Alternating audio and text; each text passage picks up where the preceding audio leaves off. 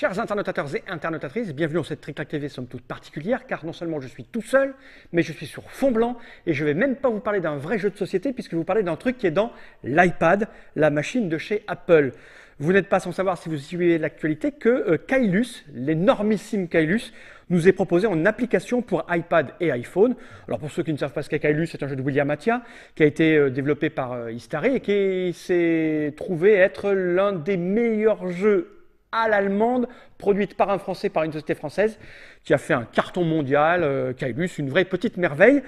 Et la curiosité nous demande et nous invite à regarder comment fonctionne cette application, comment la chose a été portée à l'intérieur. Donc j'ai mon petit iPad devant moi, j'ai mon petit icône Kailus qui est là, hein, je l'ai chargé dans ma machine, je vais appuyer là-dessus, comme ceci avec mon doigt, ça me charge la chose, et la première surprise, il est annoncé, bonjour Monsieur Fall, me dit la machine, si c'est pas génial ça. Le jeu est annoncé en français, mais il ne l'est pas encore, il est qu'en anglais. Mais j'ai cru comprendre qu'ils allaient travailler des recherches pour nous le proposer dans notre langue à nous. Ça serait la moindre des choses pour un jeu français que de l'avoir en français. Alors, il faut savoir que ce n'est pas un jeu développé par Istari, c'est pas eux qui ont la main, ils ont proposé la licence à un développeur qui s'est occupé de la chose. Donc c'est pas eux qui l'ont fait, mais je pense qu'ils vont remonter les bugs et les travers de la chose et qu'ils ont dû regarder de près comment fonctionnait l'intelligence artificielle, car chez Istari, ils sont super forts en intelligence et en intelligence artificielle. Donc on a plusieurs choses, on a les règles, donc qui sont expliquées là, si je clique dessus, voilà, c'est des règles, c'est pas du tutoriel à la Days of Wonder, c'est pour l'évolu, hein, il y a de la lecture, c'est en anglais. Alors inutile de vous dire que quand vous ne maîtrisez pas la langue, bah, c'est un peu chiant. Mais normalement, je pense qu'un grand nombre de gens qui vont se précipiter sur le jeu iPad possèdent le vrai jeu ou le connaissent, donc savent comment il fonctionne et ont la règle française avec eux. Donc là, on passe. Il y a des tas d'options, comme dans toutes ces choses-là, musique, sous-son d'effets, tout ça. Il y a un tutoriel quand on commence qui va nous expliquer un petit peu ce que l'on doit faire, nous prendre en main pour les premiers coups. Parce que je dois vous avouer que je n'ai pas joué à Kailus depuis très longtemps, parce qu'on est soumis au diktat de toutes les nouveautés. Et j'ai pris l'application, je l'ai lancée sans avoir reconsulté les règles et j'en ai un peu chié. Donc le tutoriel m'a un peu aidé quand même à me réapprendre ce que je faisais. J'ai pris la règle en français quand même pour me souvenir un petit peu. Et forcément, on merdouille sa première partie, mais après ça revient, ça fonctionne tout seul. Alors à quoi ça ressemble? Quand on le lance, on fait un start game. Il nous propose de jouer en local, donc tout seul, face à la machine ou face à des adversaires amis qu'on aurait autour de la table. Ça nous évite de sortir le matériel. Je dois dire que personnellement, je préfère quand même jouer avec le matériel. C'est mieux. Et on peut jouer en mode internet, donc avec des gens qui sont abonnés ailleurs. Enfin, c'est gratuit, il n'y a pas besoin d'être abonné. Hein. Il y a le Game Center d'Apple. Donc on peut choisir des adversaires virtuels qui seraient chez eux pour de vrai, avec leur intelligence à eux et artificielle, et participer. Et on a un bouton Resume Game parce que il faut avouer que Kailus, ben, c'est pas les aventuriers du rail, c'est pas les petits jeux, un petit jeu simple. C'est un jeu qui dure assez long quand on le pratique en vrai. Et là, même si on a réduit les manipulations, on a réduit la mise en place, ça reste quand même un jeu qui demande au minimum 30 minutes la partie. Donc bien souvent, on va couper la partie et revenir quand on joue pour plus tard et la terminer. Donc le resume game est extrêmement important. Donc là, on va faire un local game. Ce qui compte là, je ne vais pas vous expliquer comment ça marche, mais c'est de vous montrer un peu l'interface, si elle est intuitive ou pas. Donc on peut jouer jusqu'à 5 joueurs. Je me suis créé un petit bonhomme que je vais prendre. Donc je clique ici pour dire que je veux le jouer. Là, tout de suite, cet enfoiré me met sur le rouge. Il est hors de question que je joue avec les rouges. Donc je me prends ici et je m'amène sur le joueur vert. Je vais prendre Lucius et puis je vais prendre William. Je pense que c'est un hommage à l'auteur. Je vais le laisser sur le jaune pipi. Et Lucius, qui a l'air méchant, je laisse sur le truc méchant. On va dire, bon, 3 joueurs. Et il y a des niveaux d'intelligence. Hein. Il y a des joueurs faciles, des joueurs moins faciles. Je vous avoue que je ne les connais pas trop, hein, parce qu'une partie, c'est assez long. Donc, je n'ai pas été jusqu'au bout de plein de parties. Il me dit que le jeu démarre. Donc, il calcule la mise en place tout seul. Donc, réflexion. Alors, j'ai un iPad 1 première génération. Il est beaucoup plus lent que l'iPad 2, et là il a planté, donc je vais le relancer, ça c'est l'effet direct. Voilà, on va Istari, c'est Big Daddy Création. Je vais dire Start Game, je vais dire Local. Voilà, je me remets en joueur, je reprends lui, j'ai dit que je prenais Lucius, et j'ai dit que je prenais Monsieur William, que je laisse en jaune, et je fais Play. Et là, s'il replante, je le jette. Ce que je suis en train de dire, c'est que j'ai un iPad 1 qui est beaucoup plus lent que les iPad 2. Donc normalement, c'est pour ça qu'il met un peu de temps à se lancer, et là, s'il explose, voilà, starting game, il me propose maintenant, voilà, next turn beginning, tap to continue. Voilà, ça il m'explique un petit peu ce que j'ai à faire.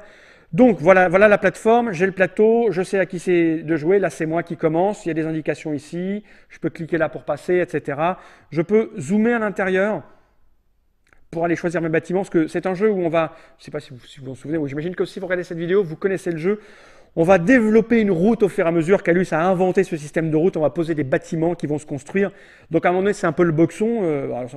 Donc sur un plateau aussi petit, on ne peut pas tout voir, donc on peut zoomer en large, réduire, s'approcher des bâtiments.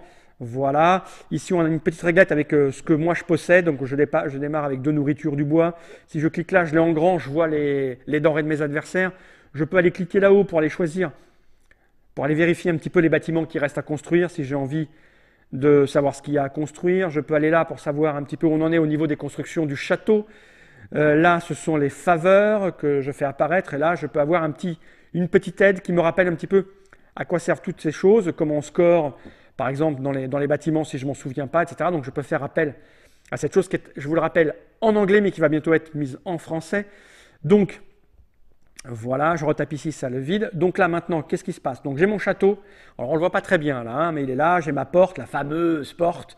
Nous avons là tous les petits bâtiments. Je peux me poser. Voilà, c'est extrêmement classique. Donc comment ça se joue? Soit je décide de passer, je vais appuyer sur le bouton passe, mais là, ça serait un peu idiot. Je vois que j'ai encore 6 bonhommes à jouer. C'est écrit là. J'ai un petit peu d'argent. Il me dit, je paye 1 pour placer un travailleur où je passe. Donc je vais prendre mon petit bonhomme et je vais commencer à aller récupérer les choses. Donc il suffit que je clique dessus, on le voit apparaître là. Alors je dis non, je ne veux pas ça là. Je l'ai lâché un peu promptement et du coup il me l'a mis ailleurs. Donc je le prends et je vais dire que par exemple, allez, je veux de la pierre. Tiens, je vais aller chercher de la pierre. Il y en a là de la pierre. Il y en a pas. Si elle est là tout en haut là. Hop, je me mets là, je le lâche. Et là il me dit, est-ce que j'accepte ce mouvement? Je dis oui ou non. Si je dis non, il revient en arrière. Si je dis oui, il me le valide. Et là, hop, c'est à Lucius. Donc il va jouer. Alors je le rappelle, j'ai un iPad de première génération qui est un peu lent, donc William a joué, c'est à moi de jouer. J'ai mon autre bonhomme, donc je le prends. Je vais l'amener par exemple, allez, on va aller chercher, moi je vais aller chercher des sous moi. Voilà, je me pose dessus, je dis oui, etc. Donc tout est assez intuitif. Quand on connaît le jeu, c'est assez clair. Quand on ne se rappelle pas des règles, quand on ne connaît pas le jeu, il me semble assez difficile de l'appréhender tout seul. Il va falloir se fader les règles, c'est un peu rébarbatif. Donc je pense que c'est un peu difficile si on ne connaît pas du tout le jeu. Ce que je sais, ce que je peux vous dire, alors il y a quelques... Alors je vais passer, on s'en fout un petit peu, on va aller... donc voilà, je dis que j'accepte de passer. Voilà, comme ça va aller vite, il va y aller.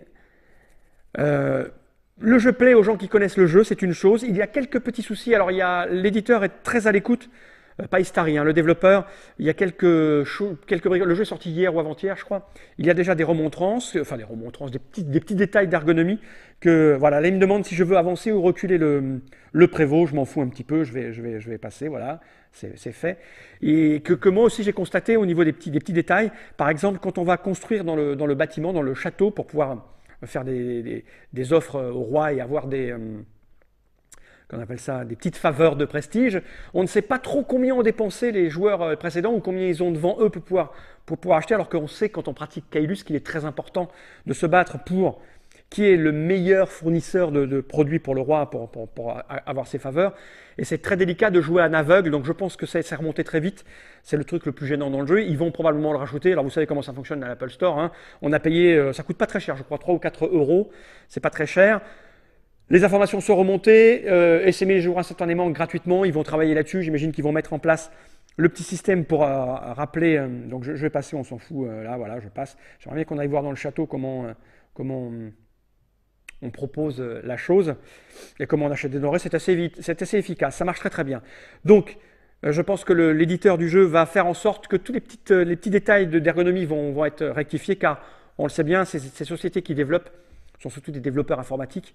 Quand la chose est lâchée sur les milliers, les centaines de milliers de joueurs qui adorent un jeu comme Caylus, immédiatement les petits détails d'ergonomie sont remontés parce que c'est un jeu de réflexion pure où on va gérer, et c'est très important de savoir où en sont les autres pour faire des propositions. Donc ergonomiquement, donc on peut décider où je passe, je m'en fous, par segment. Je peux vous dire une seule chose, c'est que c'est très bien fait. Alors il est disponible sur l'iPhone.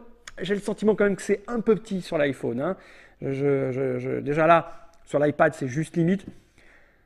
Les sensations sont là. les sensations intelligentes du jeu sont là. Il paraît que l'intelligence artificielle est pas mauvaise du tout. Je pense que c'est quand même mieux avec des potes, quoi qu'il arrive. Ça permet de... Voilà, alors il nous montre le château, il y a William qui va acheter, donc voilà, on voit les ressources où ils en sont, mais on ne sait pas trop. Il faut avoir l'œil dessus, quoi. Quand on arrive son tour pour réfléchir, quand on joue au vrai jeu de plateau, on peut jeter un petit coup d'œil avant pour savoir où ils en sont. Là, c'est un peu délicat. Mais ça fonctionne quand même très bien. On va dire que ça perturbe la première partie ou la deuxième partie, mais très vite, on prend le dessus. C'est un jeu qui méritait un développement informatique. Je crois que chez Istari, ils sont assez fans de tout ce qui est informatique et je pense qu'ils vont remonter eux aussi instantanément tous les petits soucis qu'il peut y avoir.